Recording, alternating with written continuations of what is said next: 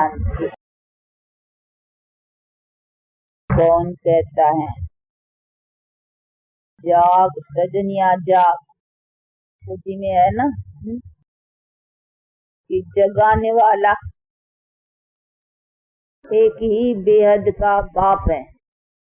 उसको साजन भी कह सकते हैं,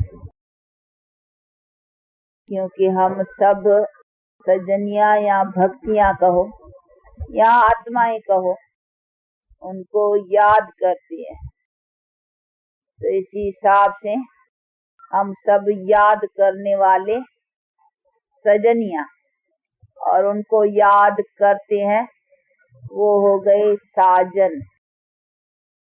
तो अभी वो बाप, उसको बाप भी कहें, तो अभी बाप कहता है कि अभी जागो। तो उसकी मतलब है कहाँ सोए हुए हैं? सोए हुए को ही तो जगाया जाता है ना।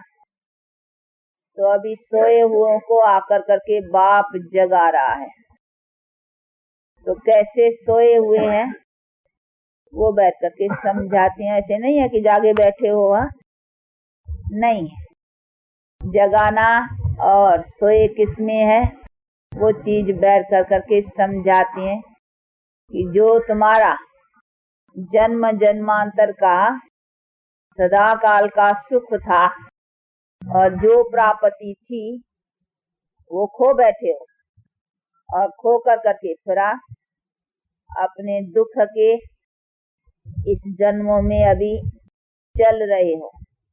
तो जैसे उस सुख से तो सो गए हो ना, पता ही नहीं है कि हमारा कोई यह सदा काल का भी सुख था, जिस सुख में हम सदा सुखी थे। तो उसको भूल गए हो, अर्थात उससे सो गए हो, नहीं जानते हो।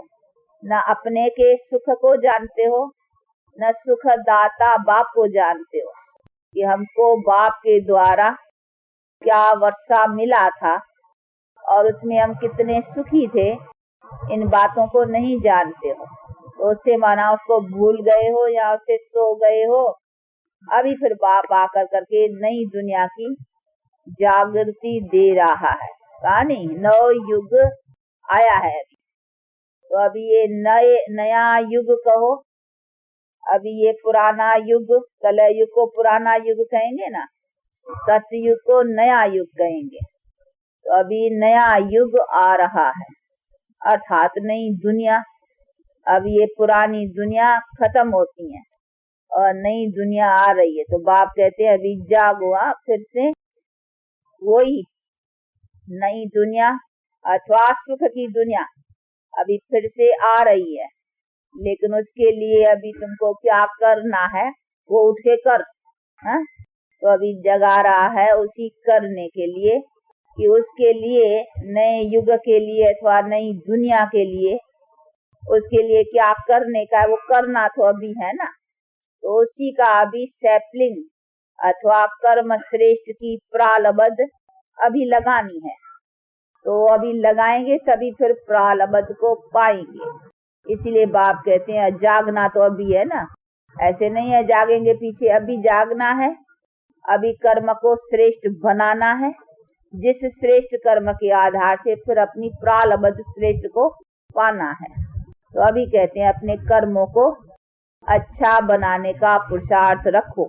यही लास्ट जन्म है तुम्हारे इस पुराने जन्मों का, ये लास्ट जन्म है। इसमें ही अभी तुम अपने कर्म को श्रेष्ठ कर करके उसका जो सैपलिंग अथवा फाउंडेशन लगाएंगे, उसके आधार से फिर तुम नए युग अथवा नई सतयुगी दुनिया के सुख को पाएंगे। वो लगाना तो अभी है ना, काम अभी करना है, पीछे काम नहीं करना। पीछे तो खाना है, प्रालब्ध प्राप्त करने की है, जो करेंगे सो पाएंगे। लेकिन करना तो अभी है ना।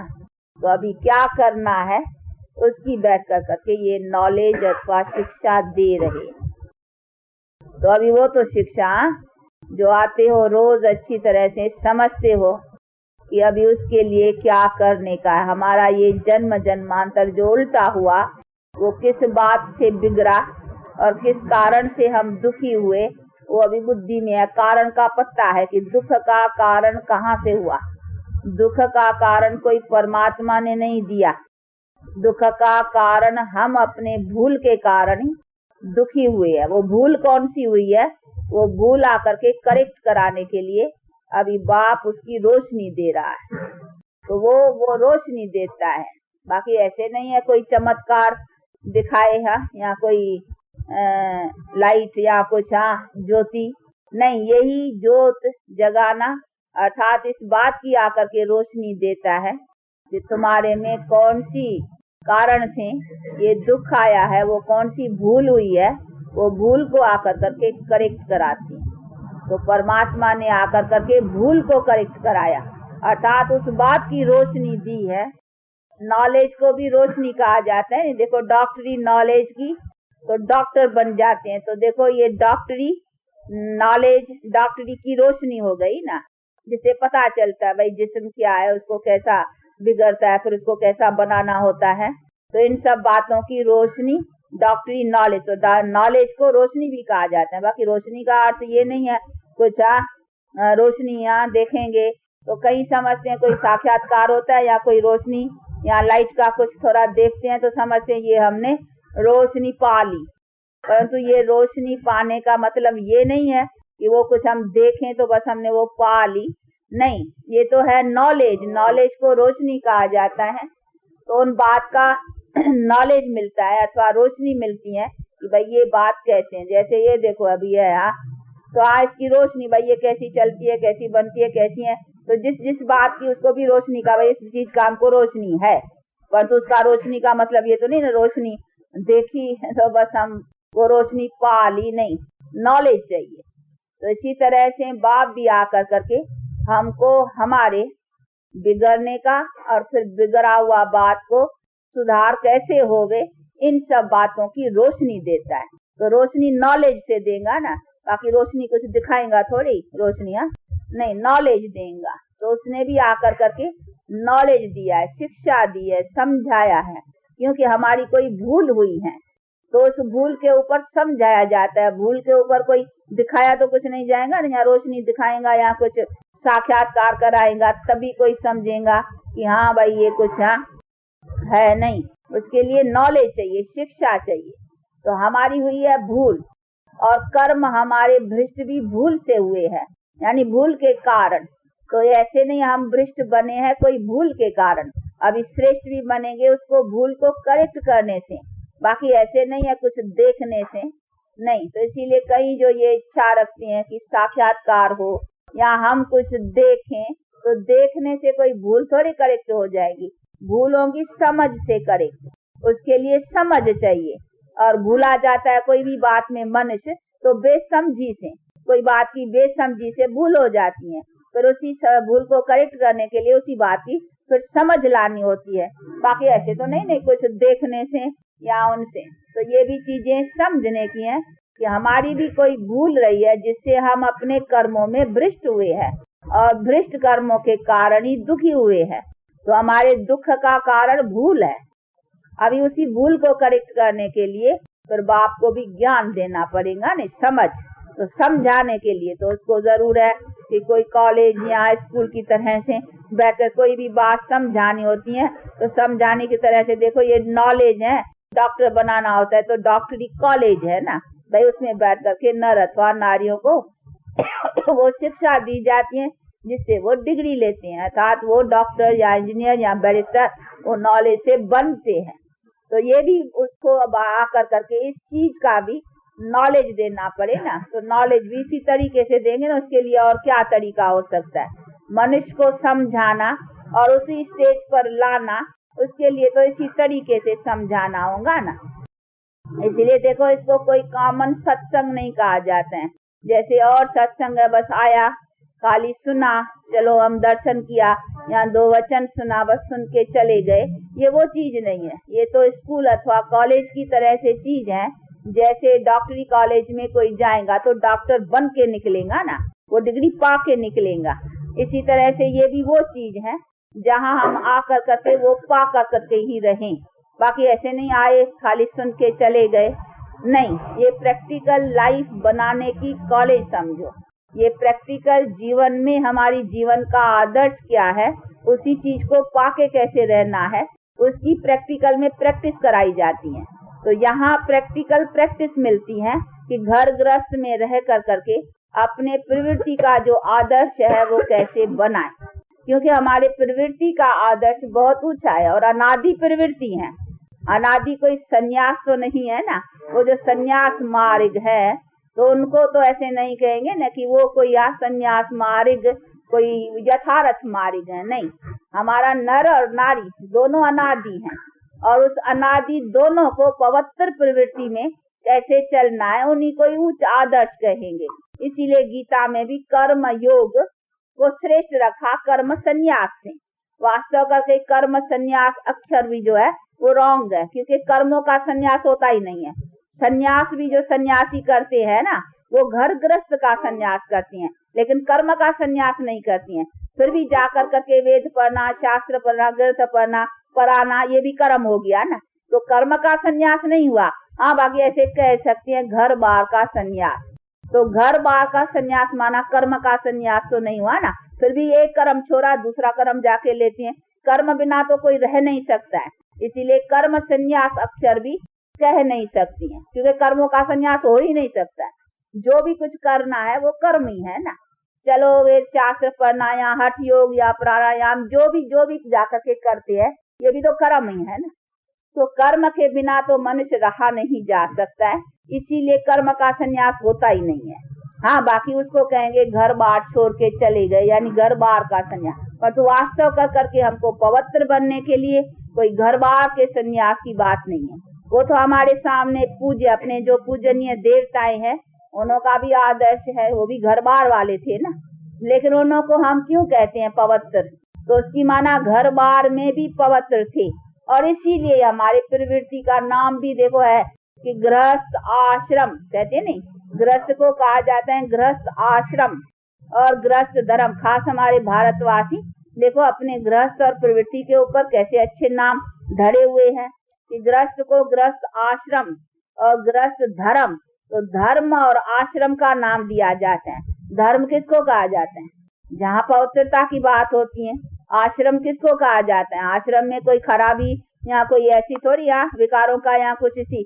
आश्रम माना जहाँ शांति या सुख की या पवित्रता की बातें होती है। आप कहेंगे मैं हम फलाने आश्रम में जाते हैं, तो कोई भी आश्रम नाम सुनेगा तो सुनने से समझेगा भाई आश्रम में जरूर कोई शांति की या कोई अच्छी बातें यहाँ चलती होंगी। आश्रम में कोई खराब बातें या कुछ दूसरी बातों का तो नहीं होता है ना। तो हमारा गृहस्थी आश्रम था, हमारा गृहस्थी धर्म था। और नाते में भी कहते हैं भाई धर्मपति धर्म पत्नी। देखो नाते में भी आता है ना कि धर्मपति और धर्म पत्नी, तो धर्म का नाम आता है। अभी कहाँ है धर्म का संबंध? हाँ, पति पत्नी का नाता अभी धर्म का कहाँ है? अभी अगर धर्म के बदली अधर्म का शब्द कहा जाए तो कह सकते हैं, क्योंकि अभी विकारों का संबंध है। इसीलिए हमारी प्रवृत्ति का जो इतना नाम अच्छा था और प्रवृत्ति का जो आदर्श था वो तो अभी नहीं रहा है ना। इसीलिए बाप कहते हैं कि तुम्हारा जो प्रैक्टिकल लाइफ का प्रैक्टिकल जो तुम्हारा आदर्श था, और जिसको ही कहा जाता था प्रैक्टिकल नेचर। कई मनुष्य समझते हैं कि नहीं ये तो विकारों में चलना और पति पत्नी का संयोग अथवा पति पत्नी का संबंध ये है ही विकारों से चलने का। पर बाप कहते हैं नहीं, पति पत्नी तो गाया ही जाता है धर्म पति, और पति पत्नी का संबंध बड़ा ऊंचा है और पवित्र नाते का है। लेकिन वो आज पवित्रता का बल नहीं है, ताकत नहीं है। इसीलिए वो विकारों में तुम जा कर करके अपना जो है फिर उसकी जो रचना रचते हो या उसमें जो कुछ चलते हो दुख शांति पाते हो। नहीं तो प्रवृत्ति का आदर्श बहुत ऊंचा है। नर नारी बहुत ऊंची चीज है, और उनका आपस का संबंध भी, ये रिलेशन भी बहुत ऊंची चीज है। बट उस रिलेशन को कैसे निभाया जाए, किस तरह से उसमें चला जाए, वो तुम लोगों को आता नहीं है। इसीलिए बाप कहते ये सभी आकर करके मैं अकल सिखलाता हूँ। क्यों? कि तुम्हारा विकारों ने अकल जो है ना वो छीन लिया है, तो खत्म कर दिया है। तुमको आता नहीं है कि आपस में इस सभी रिलेशंस में भी रहते कैसे चलना होता है, क्योंकि तुमने मेरे से रिलेशन कट कर दिया है ना। बाप से रिलेशन कट हो गया है तो फिर तुम्हारे भी रिलेशन जो है ना वो बिगड़ गए हैं। पति पत्नी होके रहना नहीं आता है तुमको। बाप बेटा होकर के रहना नहीं आता है, राजा प्रजा होकर के रहना नहीं आता है।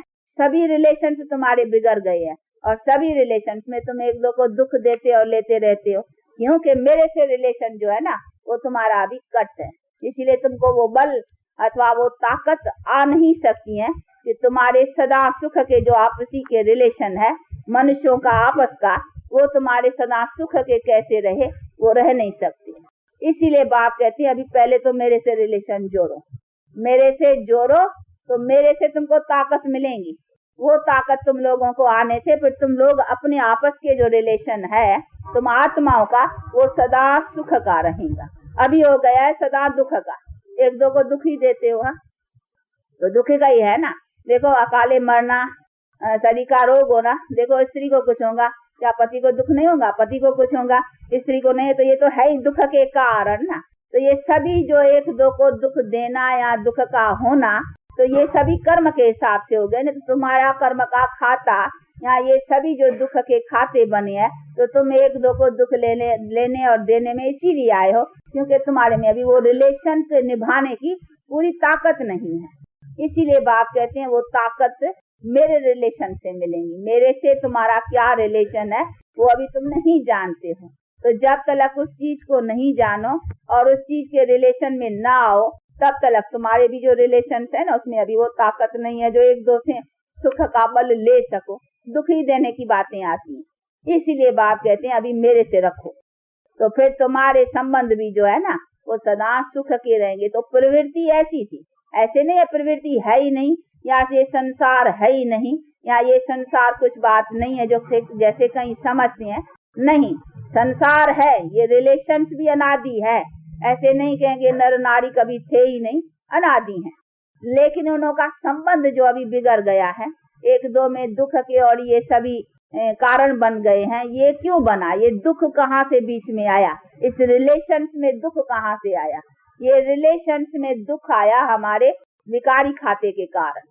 तो विकार जो बीच में आए ना, उन्होंने हमारा खाता, हमारा रिलेशंस ये सब दुख के कर दिया। इसीलिए बाप कहते हैं इनको बीच से निकालो। जिस चीज ने तुम्हारे इसमें दुख पैदा किया है, तो दुख पैदा करने वाली जो चीज है ना उनका नाश करो। तो ये कोई मैंने नहीं पैदा किया, ये तो तुम्हारे विकारों ने पैदा किया कि विकारों के कारण तुम्हारे रिलेशन, तुम्हारे कर्म का खाता जो है ना वो सारा दुख का हो गया। इसीलिए अभी इस चीज को निकालो तो फिर तुम्हारा सब सुख का हो जाएगा। पर तू निकले कैसे? बात है कि निकले कैसे। इसीलिए कहते हैं अभी मेरे से अपना रिलेशन जोड़ो तो ताकत मिलेगी। उसके लिए चाहिए बड़े उसका पावर, शक्ति। तो मेरे पावर से अथवा मेरे बल से ही तुम्हारे पाप जो है ना अथवा विकार जो है, जो पाप बनाता है, ये कहीं नहीं समझते हैं कि विकारों से ही पाप बनता है।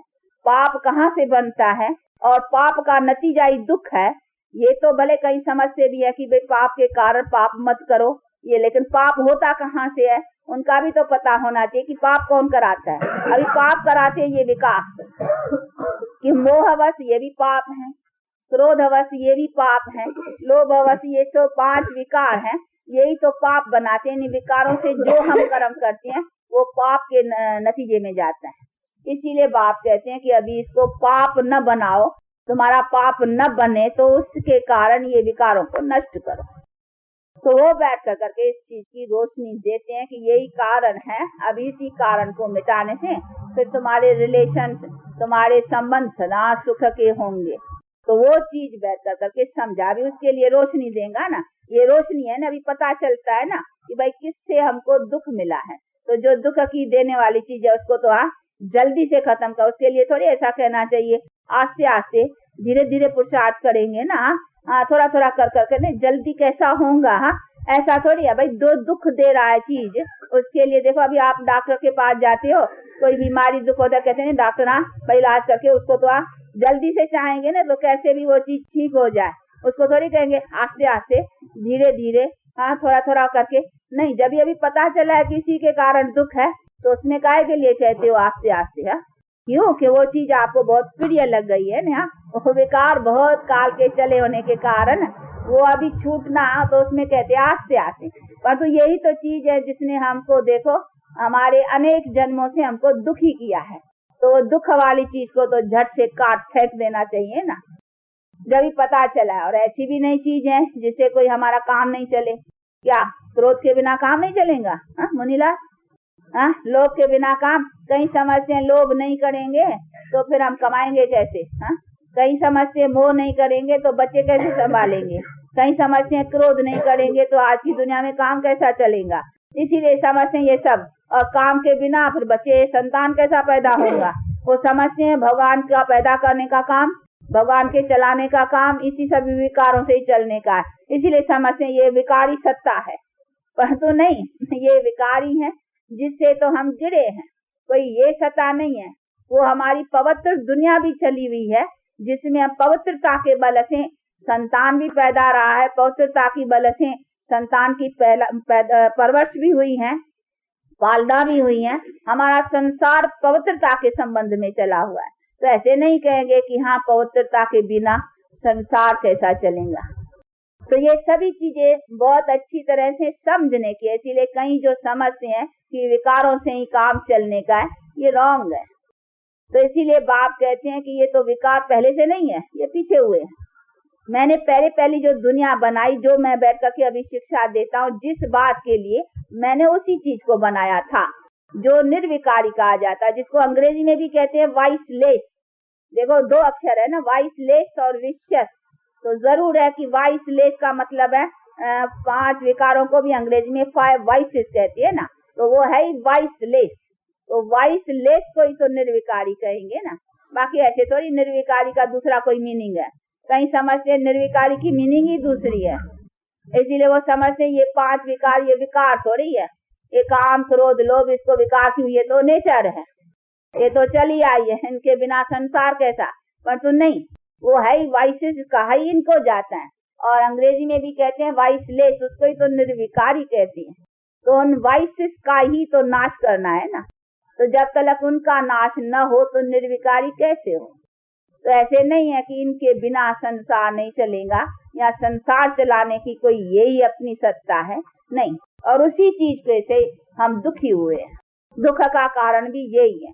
तो बाप बैठ करके वो चीज निकाल के देता है कि तुमको दुखी किसने बनाया, तुम्हारा पाप कौन बनाता है और पाप कराने वाली कौन सी चीज है। अब इनको छोड़ो तो पाप। बाकी ऐसे नहीं है कि तुम कहेंगे हम गला किसका काटते नहीं है, हम किसको धोखा थोड़े देते हैं, हम कोई झूठ थोड़े ही बोलते हैं, तो हम तो कोई पाप करते नहीं है। लेकिन अभी सब झूठ बोलते हो। बाप तो ऐसा कहेंगे ना, कैसे झूठ बोलते हो? तुमको पता नहीं है कि व्हाट एम आई, सेल्फ का नॉलेज नहीं है कि मैं कौन हूँ, मेरा पिता कौन है, मेरा क्रिएटर कौन है और मुझे करना क्या चाहिए। इन बातों की जो यथार्थ नॉलेज है वो तुम्हारे पास नहीं है। तुम सत्यता को नहीं जानते हो, इसीलिए तुम ट्रुथ को जानते ही नहीं हो, तो फिर जो कुछ चलते हो वो सब झूठ चलते हो। इसीलिए बाप कहते हैं देखो हो एक चीज कि मैं आत्मा, लेकिन अपन को समझ बैठे हो कि आई एम बॉडी, पर तुम बॉडी नहीं हो, तुम सोल हो।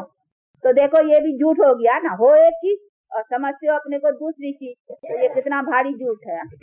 हो आप अगर हो लव जी और अपने को समझो कि नहीं मैं दूसरा हूँ, तो दूसरा का अपने को समझना, तो ये भी दूसरी चोरी करना है ना। है एक चीज और समझना अपने को।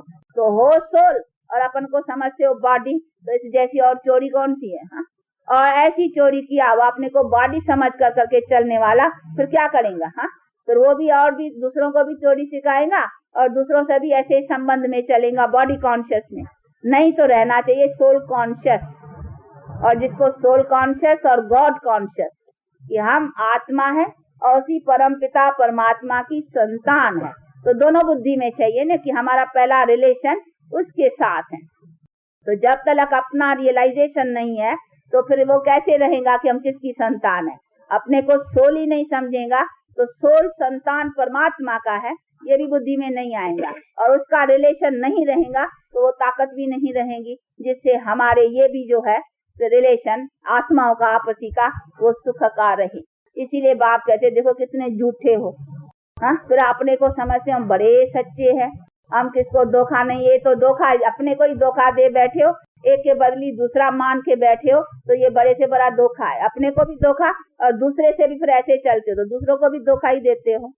और यही है एक धोखा घात करना। फिर इसी से चल करके तुम जो विकारों के वश चलते हो ना, वो घात करते हो, एक दो की हानि करते हो, उससे आत्मा निर्बल बनती जाती है। तो किसको निर्बल बनाना, किसको कमजोर बनाना, किसका घात करना, ये तो घात हुआ ना, नाश करते हो ना। ये तुम मानो अपना आत्मा की हानि करते हो, तो अपनी भी हानि करते हो, दूसरे की भी हानि करते हो। तो ये घातक न बने तो क्या बने, हाँ? तो ये पाप न हुआ तो क्या हुआ, यही तो पाप है ना। तो तुम्हारा वो जो पाप हो रहा है तुमको पता नहीं चलता है। बाकी तुम बाहर से समझते हो हम किसका गला तो काटा ही नहीं है, हाँ? हमने किसी का खून तो किया नहीं, हमने किसी से झूठ तो बोला ही नहीं, हमने किसी की कोई हानि तो की नहीं, और तो इतनी बड़ी हानि कर रहे हो, इतना नुकसान कर रहे हो अपना भी और दूसरों का भी। इसी से तुम अपने पर ये पाप का भागी बनते जाते हो, लेकिन इसका तुमको पता नहीं चलता है। इसी कारण ही तुम अपने कर्म में दुखी होते आए हो। ये दुख कैसे बनता आया, अगर तुम्हें पता होता तो थोड़ी बनाता। कोई दुख बनाएगा अपना? नहीं, सब बनाने में उसमें लगे हुए हो, सुख के बनाने में, लेकिन बन नहीं पाता है। क्यों नहीं बन पाता है? क्योंकि तुम्हारी अनजानाई से तुम्हारे दुख के कारण जो है ना, हाँ, वो उल्टे कर्म होते रहते हैं और तुम्हारा दुख का कारण बनता जाता है। इसीलिए बाप कहते हैं अभी इसी बातों को समझो और समझ कर करके जहाँ से तुम्हारा दुख बनता रहा है उसको अभी बंद करो, और फिर तुम अपने कारण को सुधार कर करके अपने लिए सुख बनाते चलो। वो कैसे चलो वो बैठ कर करके सिखाते हैं। अभी इसमें तो बहुत सीधी और सहज, हाँ, सिंपल बात है। इसमें भी कोई यहाँ मूंझने की या कोई संशय लाने की भी बात नहीं है। कहीं जो संशय कईयों को आ जाते हैं कि यहाँ घर गृहस्थ या ये सभी छुड़ाए जाते हैं, ये भाई छुड़ाने की थोड़ी बात है, ये तो और ही घर गृहस्थ को सुधारने की बात है। हमारी जीवन और घर गृहस्थ जो सदा सुख का रहे वो कैसे रहे उसको ही तो बनाया जाते हैं। हमारे पास देखो आदर्श ही ये है प्रवृत्ति का कि हम क्या बनाते हैं, यही तो एम रखी है कि हमको यही तो बनाना है। अगर हमको घर गृहस्थ छुड़ाना होता तो ये घर गृहस्थ का आदर्श क्यों रखा है, हाँ? यही तो घर ऐसा बनाओ, ऐसा बनाओ। इसीलिए कहते हैं अभी हाँ ये दुख की दुनिया अथवा दुख का जो घर गृहस्थ बना चुके हुए है, अभी उसको कैसे सुधारो, उस बिगड़ी को कैसे संवारो। इसीलिए कहते हैं इससे अभी मन को हटा करके अभी इसमें मन रखो। तो कहा जाता है ना अंत मते सो गते। इसीलिए अभी ये चीज कैसे बने उसी बनाने का तो ये प्रयत्न सिखाया जाता है नहीं। इसीलिए ऐसा कई जो मिसअंडरस्टैंड करते हैं कि यहाँ घर गृहस्थ को छुड़ाया जाता है या यहाँ कुछ अपना प्रवृत्ति का कुछ नहीं, ये रॉन्ग है। यहाँ है ही आदर्श प्रवृत्ति का, और प्रवृत्ति का ही जो पूर्ण कंप्लीट आदर्श है वो कैसे बने वही तो चीज बनवाई जाती है ना। और वो बनाने वाला है, कहते नहीं परमात्मा ने ये संसार बनाया, परमात्मा ने नर और नारी को रचा, ऐसे कहते हैं ना। तो परमात्मा ने कैसे रचा वो भी समझना है ना। परमात्मा ने ऐसे थोड़ी रचा तुम माँ दुखी रहो और ऐसे रहो, नहीं। परमात्मा ने जो चीज रची वो बड़ी अच्छी रची। वो कैसी रची वो बैठ कर करके समझाते हैं कि हमने ऐसी रची और तुमने उसको क्या बना दिया। देखो तो सही, हाँ? क्या बन गए हो, अपने से ही देखो, अपने जीवन से देखो क्या बन गए हो। दुखी, रोगी, हाँ, अकाले मृत्यु, और ये संसार के कहीं देखो दुख के सब ये मैंने थोड़ी बनाए। इसीलिए बाप कहते हैं मैंने क्या बनाया, नर और नारी मैंने कैसा बनाया, और तुम्हारा संसार, तुम्हारे रिलेशन से ये सब मैंने कैसे बनाए वो बैठ के समझाते। देखो ये रिलेशन है ना, ये प्रवृत्ति तो दिखलाते हैं नर नारी दोनों रिलेशन में खड़े हैं, ये ऐसे नहीं अलग अलग हैं। ये नर नारी को पति पत्नी तो संबंध दिखलाते, तो पति पत्नी तो जरूर बच्चे भी होंगे, फिर बच्चे होंगे तो सब हाँ रिलेशन से राजा प्रजा सारा संसार का होगा ना। तो इसे सिद्ध होता है ना ये संसार पूजा जाता है। तो बाप कहते हैं तुम्हारा संसार क्या था, बड़ा पूजनीय था। अभी देखो क्या हो गए हो, दुखी, कंगाल, मोहताज। अभी मरो तो मरो, रोगी बनो तो रोगी बनो। मनुष्य क्या कर सकते हो, कुछ कर सकते हो? फिर भी मनुष्य देखो कितना अपना अभिमान रखते हैं कि हाँ हम ये बड़े फर्ज अदा करते हैं। भाई गृहस्थ के भी तो फर्ज अदा करने हैं ना। अभी गृहस्थ के फर्ज न करेंगे, कौन कहता है कि फर्ज न करो, परंतु फर्ज पालने की ताकत कहाँ है। अभी बाप बैठा है, बच्चे को कुछ होगा, बाप क्या कर सकता है? कुछ करेगा? कुछ नहीं कर सकते हो। भले हाँ चलो धन होगा पैसा होगा करके कुछ उसका इलाज करेंगे या कुछ करेंगे बस ना, परंतु कोई कर्म का ऐसा करा हिसाब है उसके होते भी कुछ नहीं बन पाता है, फिर क्या करेंगे? फिर कहेंगे ना किस्मत। तो फर्ज हुआ ये जो किस्मत पर आकर बात लगानी पड़े, अच्छा हमारे कर्म या इनकी किस्मत ऐसा कहना पड़े तो उसको क्या कहेंगे? ये थोड़ी फर्ज हुआ, वो तो किस्मत के वश हुआ ना, जो कर्म किए उसके वश है। तो फिर तो कहेंगे नहीं जो कर्म किया है उसका पाना है। तो फिर क्यों कहते हो ये हमने फर्ज किया? फर्ज वो है जो अपने बच्चे को अपने जो भी ड्यूटी है उसमें पूर्ण चला सको, परंतु चलाने की ताकत कहाँ है अभी? तो वो ताकत नहीं है ना। तो बिना ताकत के लिए अभिमान रखना कि हम फर्ज अदा कर रहे हैं, तो फर्ज अदा होता ही कहाँ है? स्त्री के बैठे पति चला जाता है, फिर ये कहाँ है फर्ज? नहीं तो लॉ नहीं है, वो हमारी जीवन का लॉ था। कभी स्त्री के बैठे पति नहीं जाता, यानी स्त्री विडो नहीं हो सकती, कभी विडो का शब्द था ही नहीं। लेकिन आज कहाँ है वो ताकत? कहाँ है? ये सभी मरना जन्मना कोई अपने बस में है ही नहीं, इसका कुछ हम कर ही नहीं सकते हैं। तो ये हमारी बेबसी, जीवन हमारी, लेकिन जीवन में हम बेबस हैं। जीवन को हम अपने तरह से और अपने पूरे सुख का साधन के रूप में नहीं चला सकते हैं। नहीं तो ये जीवन हमारा सुख का साधन है ना। जीवन काहे के लिए? जीवन मुक्ति के लिए है ना, जिसमें कोई दुख का नाम निशान हो। लेकिन अभी है कहाँ? तो यही बैठ कर करके बाप समझाते हैं कि जो तुम्हारी लाइफ है, लाइफ पा कर करके तुम सदा सुखी रहो, उसके लिए है। लेकिन अभी ऐसा तो नहीं है ना कि सुखी हो उसमें। इसीलिए कहते हैं कि वो चीज जो मैंने बनाई थी वो ऐसी बनाई थी, उसमें कोई दुख नहीं था, लेकिन अभी तो दुख आ चुका है ना, तो वो तुम्हारी भूल है। इसीलिए कहते हैं उसकी आकर के मैं रोशनी देता हूँ, अभी जगाता हूँ कि जागो सजनिया, अभी आँख खोलो कुछ था।